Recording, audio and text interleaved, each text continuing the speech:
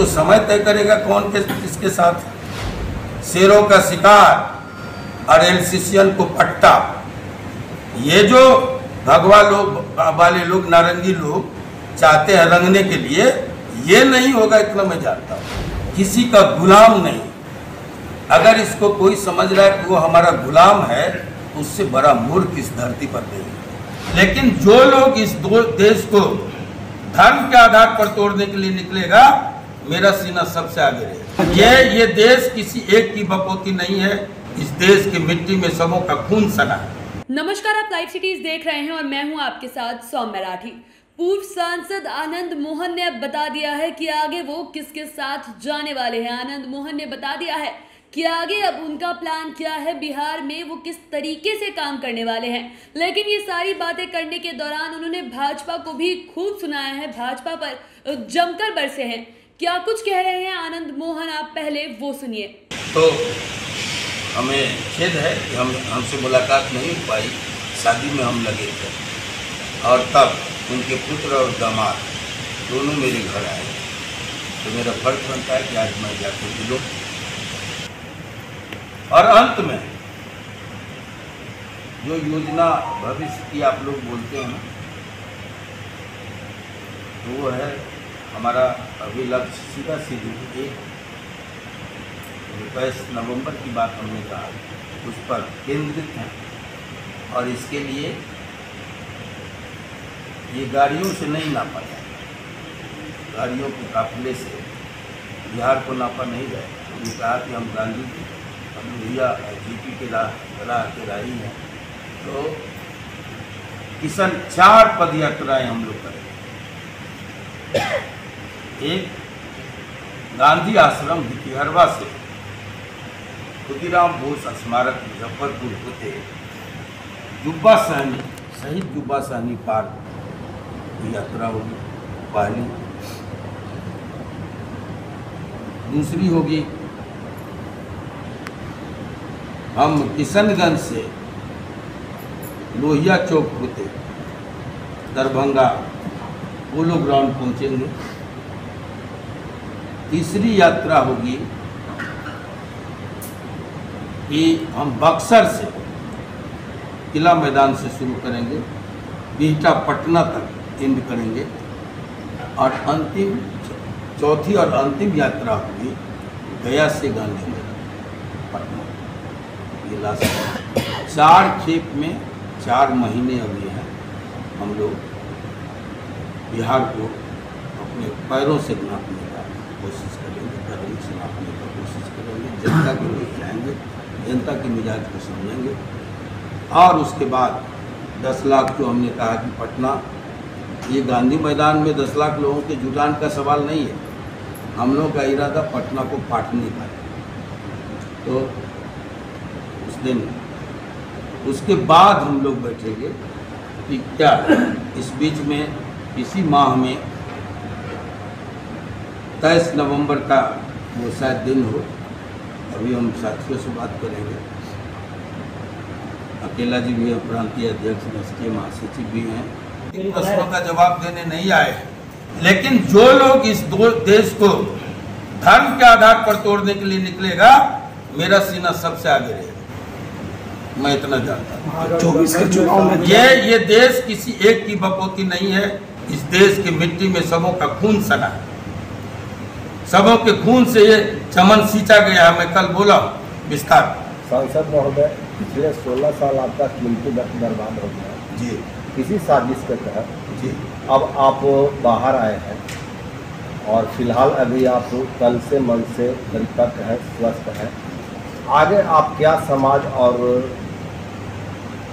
परिवार या देश को देना चाहते हैं? आगे का आपका लक्ष्य क्या? हमने अपना लक्ष्य जो है, लोगों को जब हम बोलते हैं तो सब कुछ उसमें सामने आ जाता है। कल अगर आप होंगे तो उसमें मेरे विचार आप तक पहुँचे होंगे। जिस घृणित तरीके से लोगों की निगाहें उद्योगपतियों के हाथों देश के कमाऊ संस्थानों को बेचने की पहल हो रही है।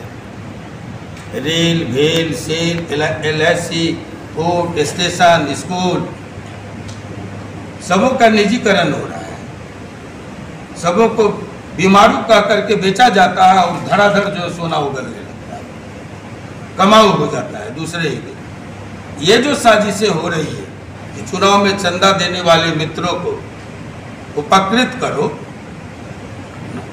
और देश जाए भट्टाधार।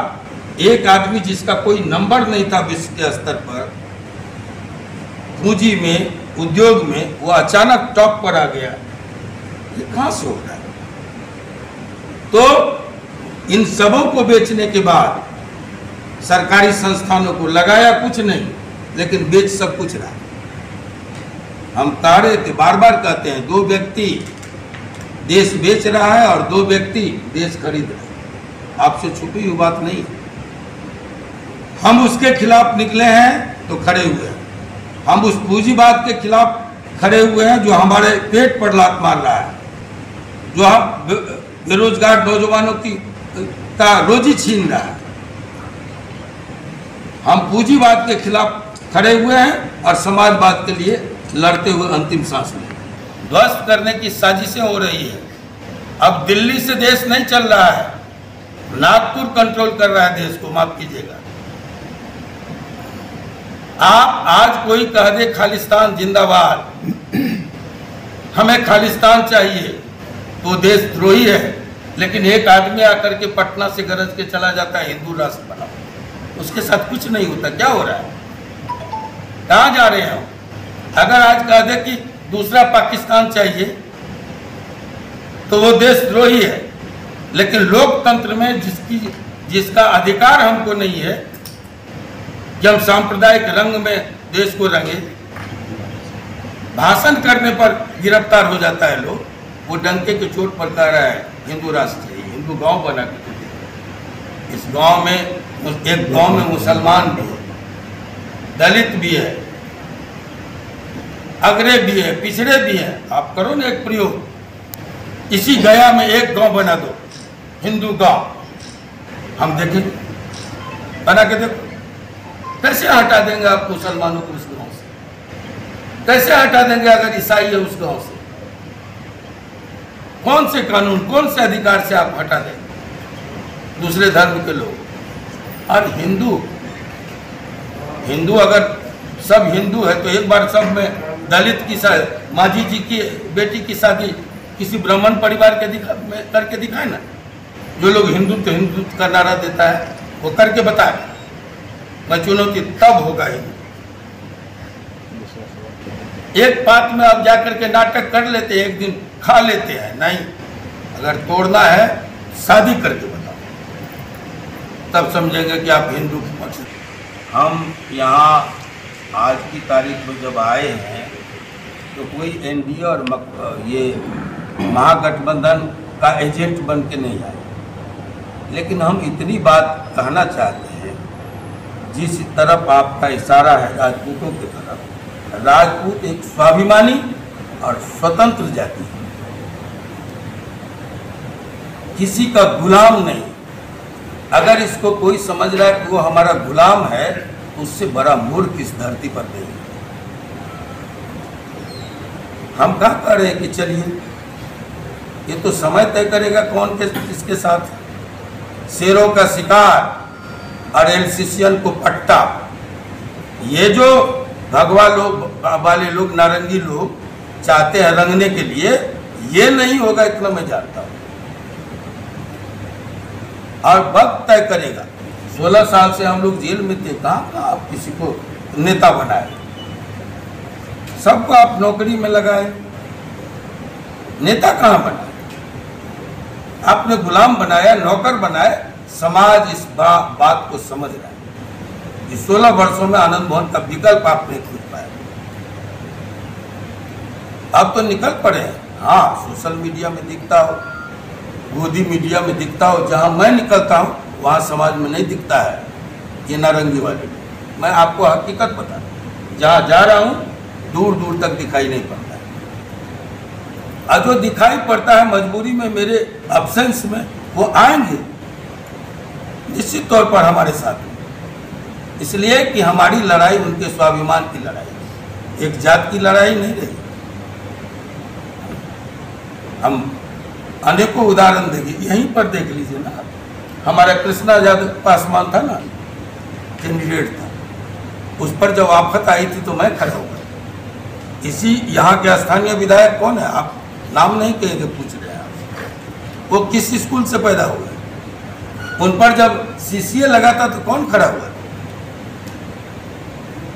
इस तरह से कोसी में या कहीं भी बिहार में हम जातीय आधार पर संघर्ष नहीं किए, न्याय और अन्याय में फर्क किए, क्योंकि मेरे जैसा व्यक्ति जानता है कि अन्याय के रास्ते पर चलने वाले रावण मिट गया, कंस जैसा पराक्रमी नहीं रहा, तो आनंद मोहन की क्या विशाल। इसलिए हम न्याय और अन्याय में फर्क करते हैं। तो आपने सुना कि किस तरीके से पूर्व सांसद आनंद मोहन ने बताया कि अभी पहले वो 4 पद यात्राओं पर निकलने वाले हैं, साथ ही साथ लाखों लोगों को अपने साथ जोड़ने की कोशिश भी वो और उनके साथ जो लोग हैं ये सब करने वाले हैं। उन्होंने ये भी कहा कि बिहार को काफिले के साइज से मापा नहीं जा सकता है, लेकिन शुरुआत 4 पद यात्रा से करेंगे और आगे किसके साथ जाएंगे इसे लेकर अब तक किसी चीज पर पक्की बात उन्होंने नहीं की है कि क्या वो किसी और राजनीतिक दल के साथ शामिल होने वाले हैं या अपनी तरफ से एक राजनीतिक दल की शुरुआत करेंगे। लेकिन भाजपा को लेकर जो उनका गुस्सा है वो भी साफ साफ दिखा है। उनके बेटे चेतन आनंद ने भी अपने बयान में भाजपा के कुछ नेताओं को लेकर खूब सुनाया है कि किस तरीके से पहले जो लोग साथ में फोटो खिंचवाने के लिए बैठे रहते थे अब वो पलट चुके हैं। तो अब देखना होगा कि आनंद मोहन के ऐसे बयानों के बाद और चेतन आनंद के ऐसे बयानों के बाद अब बिहार के राजनीतिक गलियारे से इस मामले को लेकर और क्या चर्चाएं निकल कर आती है और क्या कुछ बयानबाजी इस मामले को लेकर होती है। बाकी की तमाम वीडियोस के लिए आप लाइव सिटीज के साथ बने रहें। अगर इस वीडियो को फेसबुक पर देख रहे हैं तो पेज को लाइक करें, यूट्यूब पर देख रहे हैं तो चैनल को सब्सक्राइब करें। धन्यवाद।